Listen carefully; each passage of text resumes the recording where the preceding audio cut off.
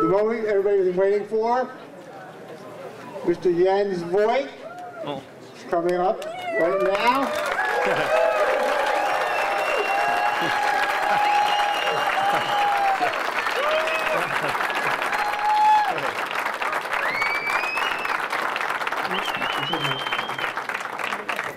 Okay, so I'm going to read a little quick bio, just in case.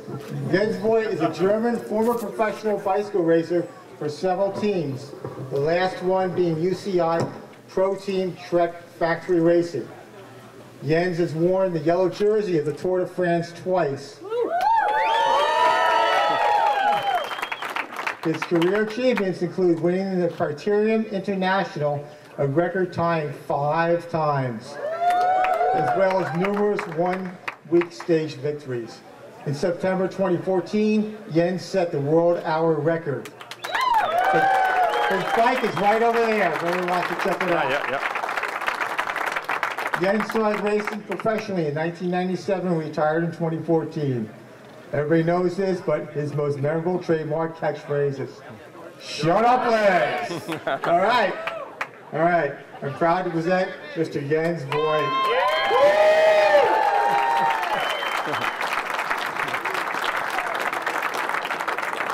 So before the question and answer period, we would like to make a few presentations to you, Jens, in honor of you being in New Jersey. We're very proud to have you here.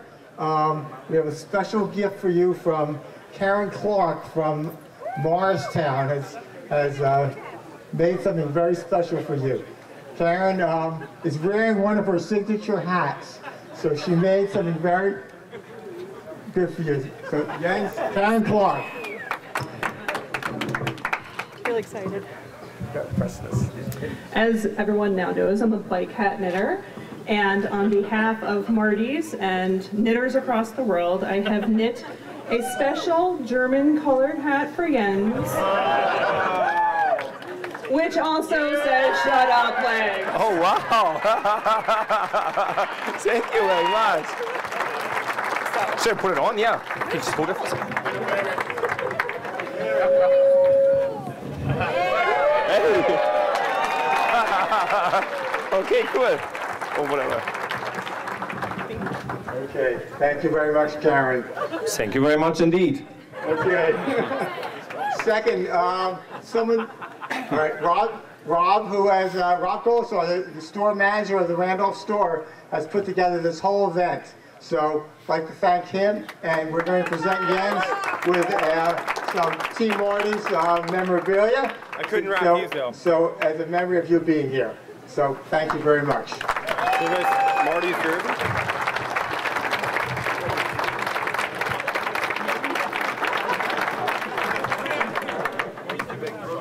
You're Marty 30. Better than the yellow jersey. All right. Yeah, better than the yellow jersey. Cool, that's pretty awesome.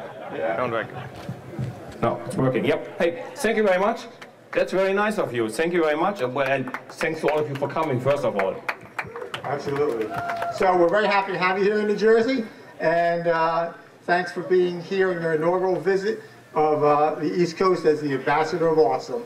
So we welcome you. Thank you very much. I know. I have. Nah, is it working? I have to laugh all the time also when I hear that. So would you like to sit or would you like to stand? We can stand. Okay. All right. So I have a bunch of questions they ask you. So nothing too controversial. So here's the first one. Who and what inspired you at a young age to get involved in cycling? Well, I hope you guys bring a little bit of time because I'm not the type that just answers with yes or no, so it's always a long story behind. I was, back in the days, what they called a wild child, and I had a lot of energy, and it was getting me in trouble once or twice, I guess.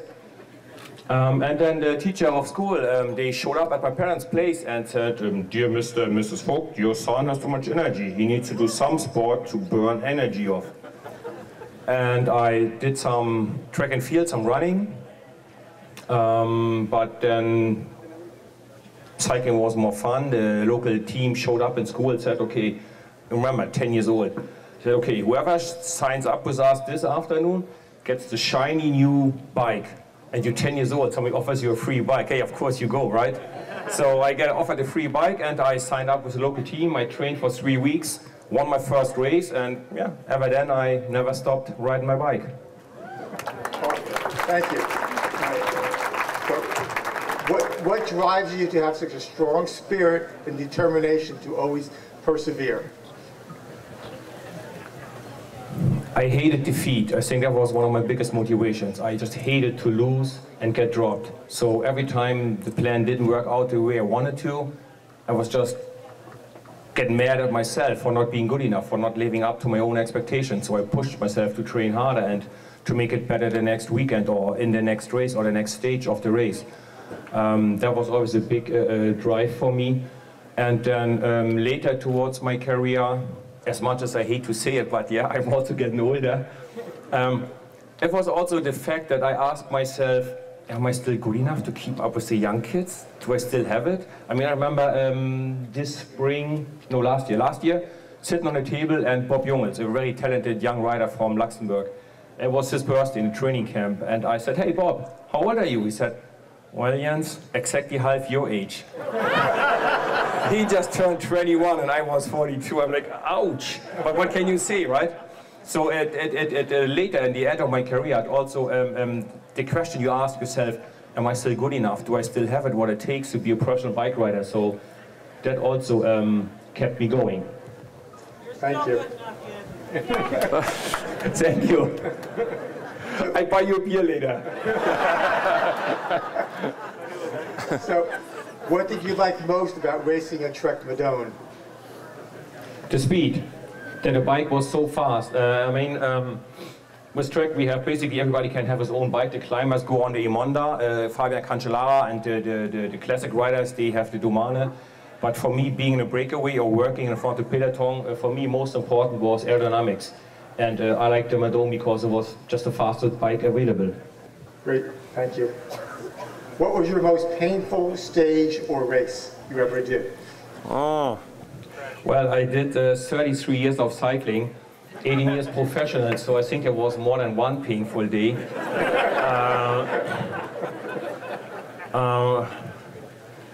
I think one of the days here in the US in Tour of Colorado, first stage. I'm like out of the plane 2 days ago, still full in jet lag, and it's like it felt like it's 40 degrees or whatever, 95, 100 Fahrenheit.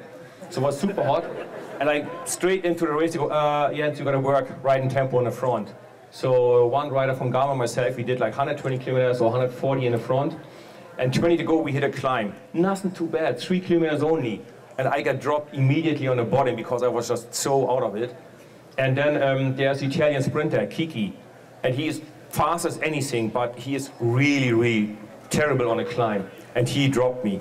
And I told myself, okay, if Kiki's coming by, you gotta hang on. If he drops you, you just surrender and give your license back and you just stop cycling. And I couldn't stay on his wheel, not to save my life, I could stay on the wheel of this sprinter. And yeah, I was pretty bad. Then I started to cramp up and I finished that last, that stage. And we had a freelance masseur here from the US. Debbie was her name. And she was so close, she told me later, she was so close to ask me if she wants me to carry. No, if she should carry me to the hotel. I must have looked so bad that she wanted to ask me if she could carry me because I looked like I'm not going to make it back to the hotel. So I think that's probably one of the hardest days I had, yeah. Okay. So what was, in reverse, what was your most rewarding effort during a race? I reckon that was Paris-Nice 2005. We had my teammate and one of my best oldest friends in cycling, Bobby Julik, in yellow jersey. And one more day to go. We were in the last stage, and Bobby Julik, he and his family, Olivia, his wife, Angela, they have a little house in Nice. They live in Nice during the European season. And so yeah, as I said, it was the last day. We were in the yellow jersey with him. and there was no one left except me to help him. All the other teammates were gone, and we had a lot of attacks from other riders. And I think I was physically one of my best days in my life. Looking back to it now, I think I could have probably rode off myself and take the win, but it was all about Bobby and making it happen for him in front of his family. And yeah, I chased everybody down. I kept riding tempo and did bring in bottles and chased everybody down again.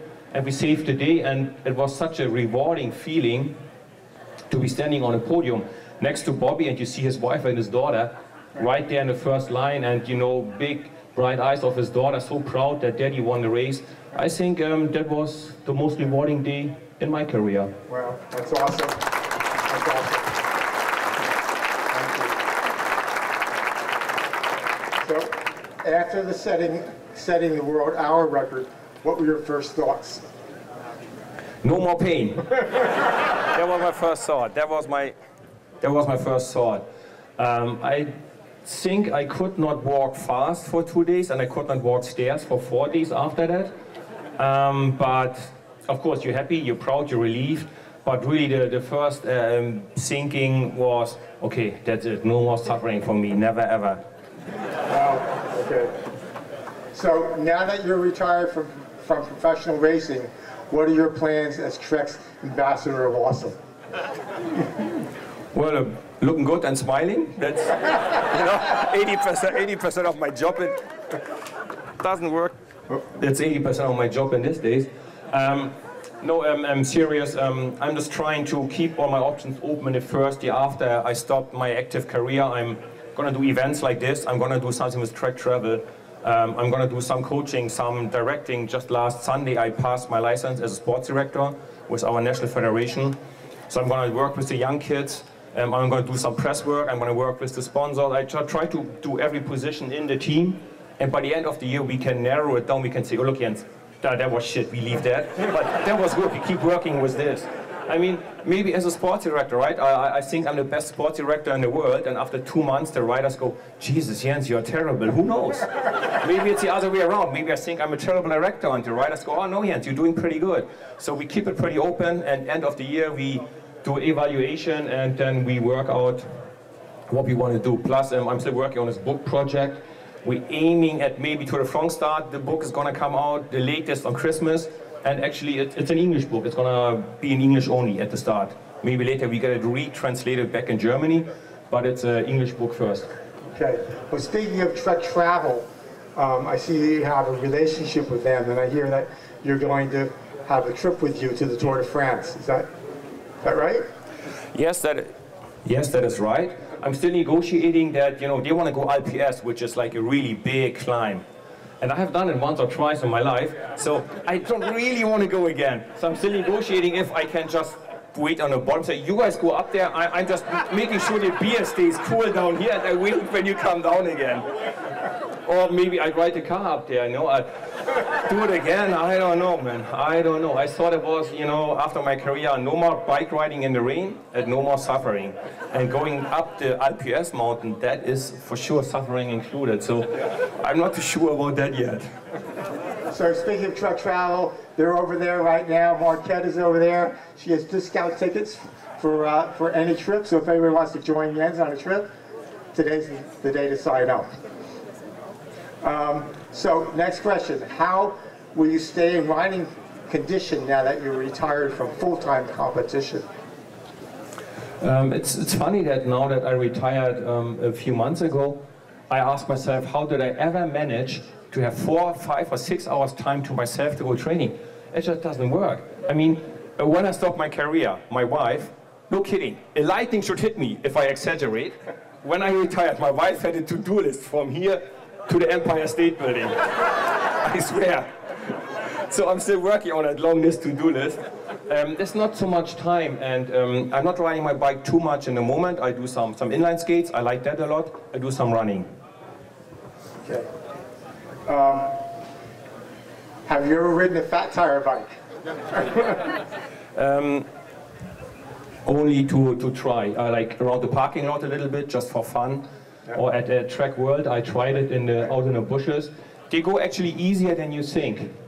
And somewhere far back in my mind, not really yet, I thought about this crazy race in Alaska, where they go with the dog sleds, and then also with the fat tire bikes. Idita Road, or yeah, exactly that one. I actually looked that up once on the internet, so who knows?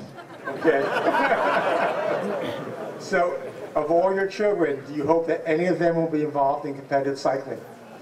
Well, my oldest son is 19 now. I have 6 children, 2 boys, 4 girls. And no patchwork, only my first and only wife and me. Yeah. And we have 2 dogs, a cat, 9 rabbits. And just to make you really laugh really hard, my mother-in-law is living with me. I know. Yeah, I know, that's pretty tough, isn't it? So my oldest son, he just started university. He studies law, he does lacrosse.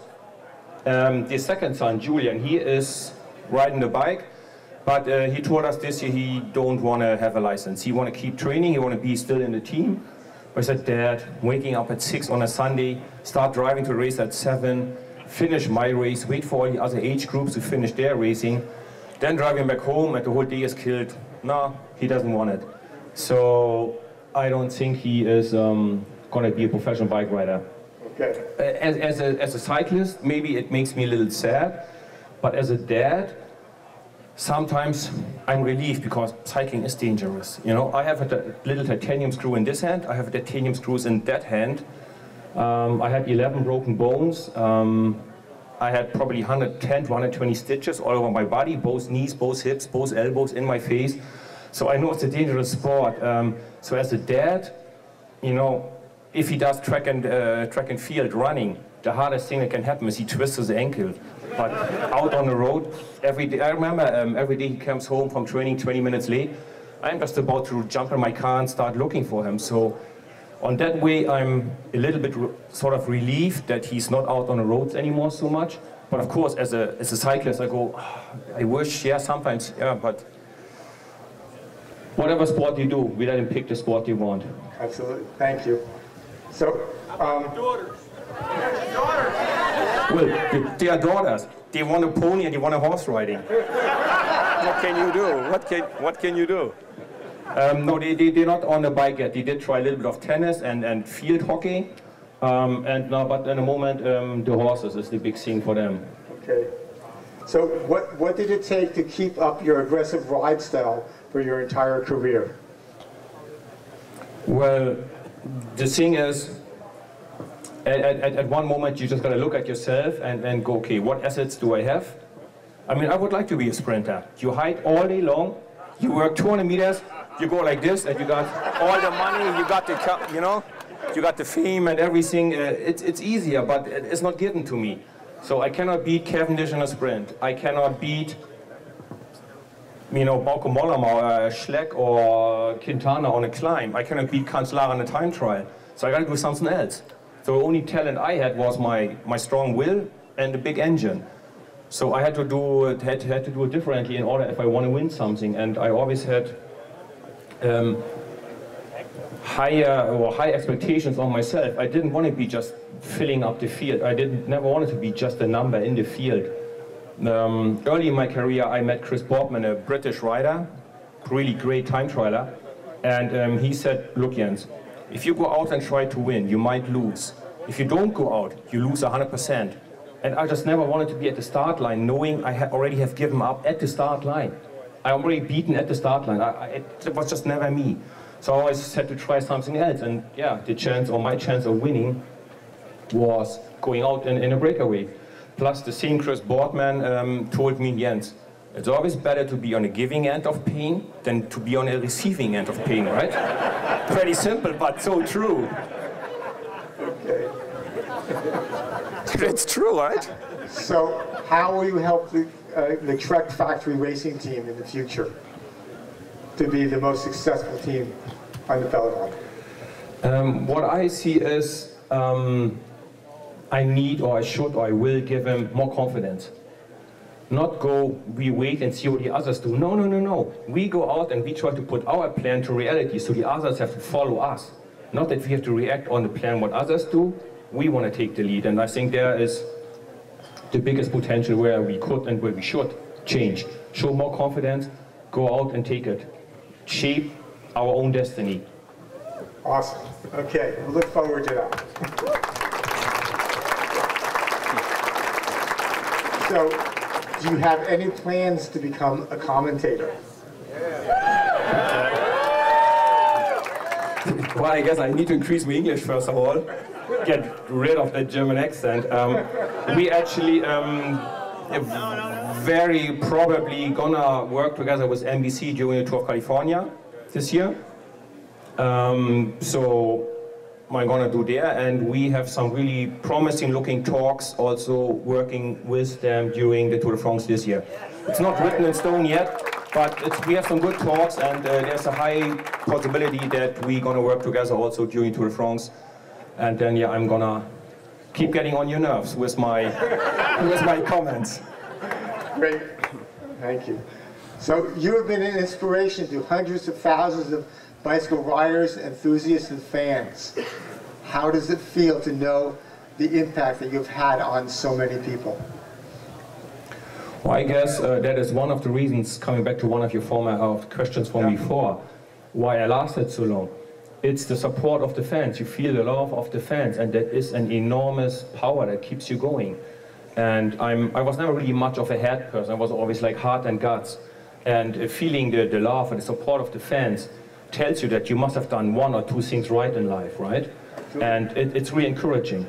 And that's why I also wanted to go out in the style that the people expect me to. You know, I never wanted to have my last year give the impression that I'm just easing into retirement. I want to go out with a bang. I wanted to give the people something to be entertained, right? So that's why in Tour of Colorado, my last race on the road, out of the 5 or 6 days, I was 4 days in a breakaway just to, you know, make the people show, yeah, I'm still there until my last day on the bike.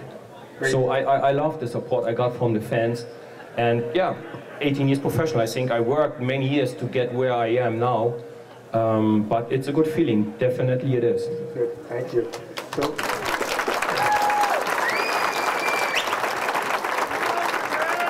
So, thank you. I have one last question. Little self-serving. So I would like to invite you to come back to New Jersey sometime to ride in our Gran Fondo, New Jersey. What day? September 13th this year. Which one? September 13th this year. So Trek's a major sponsor of our event. So the fans obviously would love it. So maybe you consider it. So no pressure, right? No pressure. The fans want me. Trek is the sponsor, so no pressure. But hey, you gotta come. Why not? I should actually then plan it long time, bring the whole family, because 17th of September is my birthday. So I should come ride the bike here, spend a few more days with the family in the city, and yeah, have my birthday here. That actually sounds not like a bad idea, to be honest. All right. We'll see what we can put together. All right. So is it? You need a bigger Fondo. Sure. So is there anything else you'd like to add? Would you like to entertain any questions from the audience? Absolutely, yes, absolutely. I would like you to ask some more questions. You can ask about anything. I mean, even about, you know, childs. I have 6 of them. I have a little bit of experience with that, if you want to know anything about it. Jens, a bunch of us ride 1,000 miles, 2,000, 3,000 miles a year. Velo News awarded you Cyclist of the Year last year, and in their statistics, they said you've ridden over 500,000 miles professionally. So for those of us who track it with the Garmin and with Strava, do you still track all your miles? Do you know just how many you've ridden? I spent an afternoon collecting all this data because Trek asked me for some data about me, my life, to put on a special colored bike. And yeah, my total mileage was one of them. And I came up that until my last year, or basically until December last year, I did more or less precisely 875,000 kilometers, which is, yeah, just a little more than 500,000 miles. All with the same engine, you know?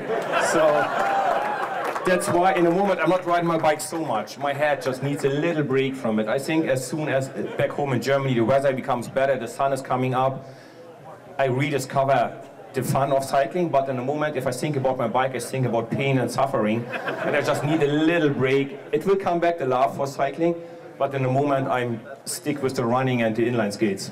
Okay. You want to come up and ask your question? Yes, when you fell off your bike and you borrowed that kid's bike in the tour, what were you thinking riding this little kid's bike? Well, that was 2010, I suppose. Yeah, I had a front tire blowout, so I just had enough time to think, ooh, this is gonna hurt, and I was already on the ground. I was on the downhill, I was pretty fast, and yeah, I was sliding towards the left side of the road, and in the rules it's written all mechanical assistance has to go on the right side of the road. So I had to cross the road, and I swear it was like in a movie. I had my elbow was sort of like split open, the blood was running down my arm until my fingertips, and while I was walking across the street, blood dripped off my fingertips. I left a trace of blood behind me. I looked back and I thought, oh, this is like a cheap American movie, you know, like the Texas Chainsaw Massacre. It was awful. Yeah, and by the time the medical assistance of the Tour de France was there, they put me back together and asked me like, hey, how many fingers I'm holding up here? What day is today? There was nobody else left. There were no mechanical assistants left except the medical car, the broom wagon, where you get in when you give up the race. There was no option. And then, yeah, that bike, that car was the kid's bike on the roof. And I said, well, if nothing else is there, I take that. And it had the little toe strips, you know. It had that. It had limited gears, like for juniors, limited gears. And it was tiny and was bright yellow. Fortunately, there's actually a picture of it, so I can prove it. It's not my fantasy. I can prove it. And yeah, so I did the last maybe 10, 15 kilometers downhill, another 10 kilometers in the valley, until then actually my team realized that I might need my whole bike, not just a spare wheel, but the whole bike. And then, back in the days, we had, I think that day we had still Andy Schleck in yellow. It was Bjarne Ries and Team CSC or Saxo Bank.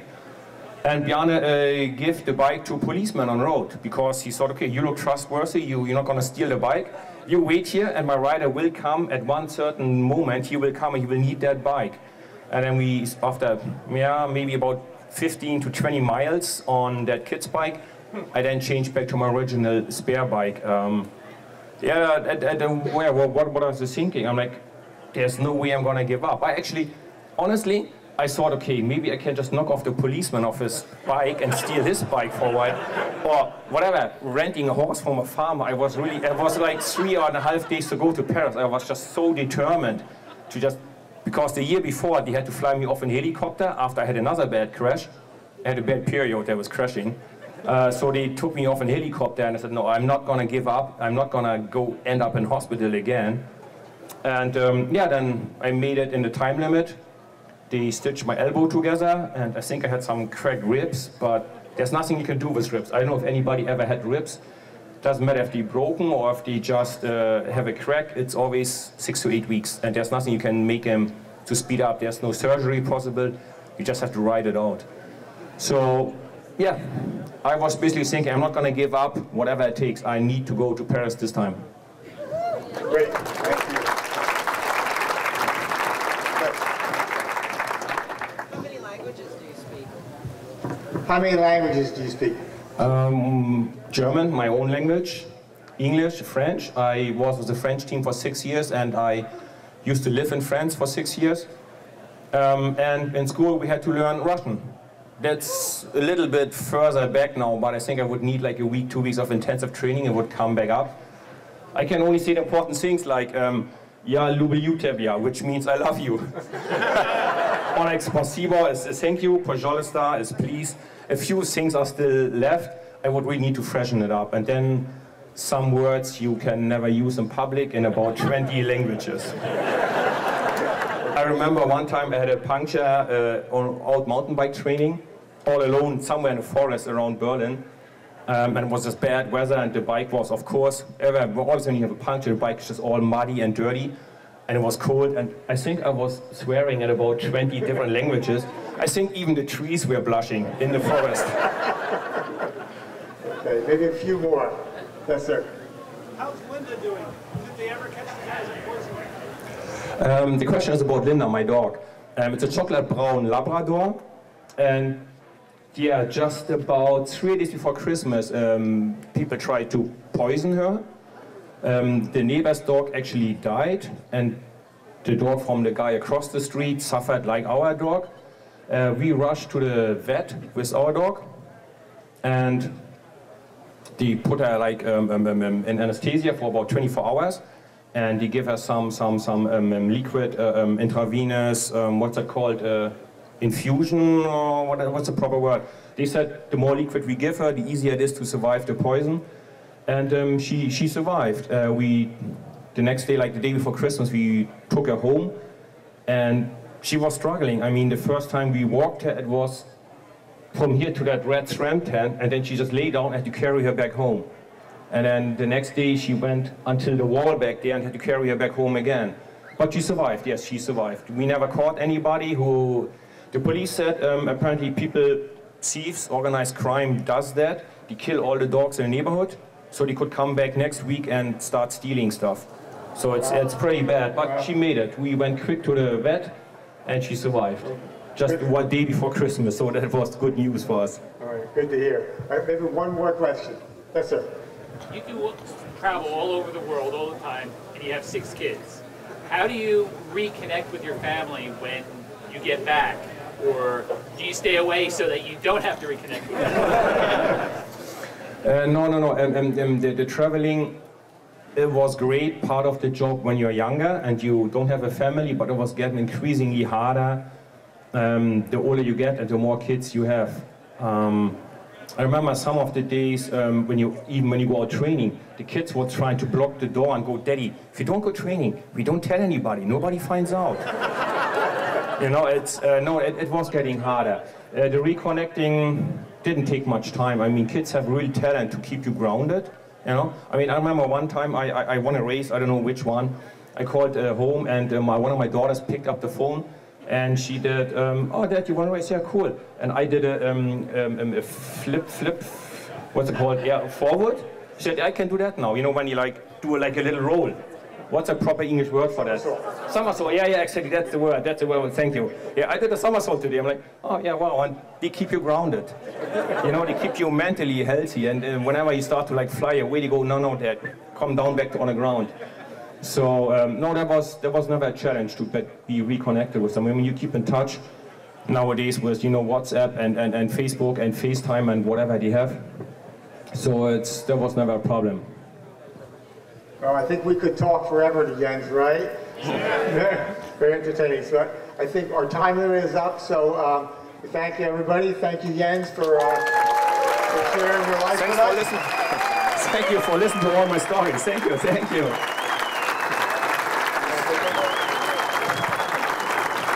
Jens, please don't leave yet. Just a minute. I just wanted to make a quick announcement. We're having a bone marrow drive for one of our customers, John Hyland. He's sick, and we need some help with that. So anyone who's willing, just right over here at this table, please help us out with that. And about the requirements. There's like an age limit on that? I'm not sure about the age limit. 44. Yep. And then also, we still have about $3,000 worth of raffles to give away, so please don't run out of here after Jens gets off the stage if you want to win some stuff. And can the Marty staff members please get on stage right now for a quick picture with Jens? Okay. I'd like to thank Jens for sharing his stories and his life and his racing. Thanks everybody. Enjoy the rest of the evening. Are we going to fit all on here? Is the stage big enough? And people who have jerseys, we'll have signing in the green room on the other side of the thing. We'll get that all organized. Thanks very much. Not that tall. All right, Chris, you're too tall. I'm not sure if that... Turn sideways, get pretty. There it goes. It's going to take more than sideways. Yeah, well, that's bad. I want you to do the tag inside. Hurry up, guys. Tag inside. Hey, guys. play Pampered Rats? One last one. That was good timing. It just lasted long enough for the picture. Wow.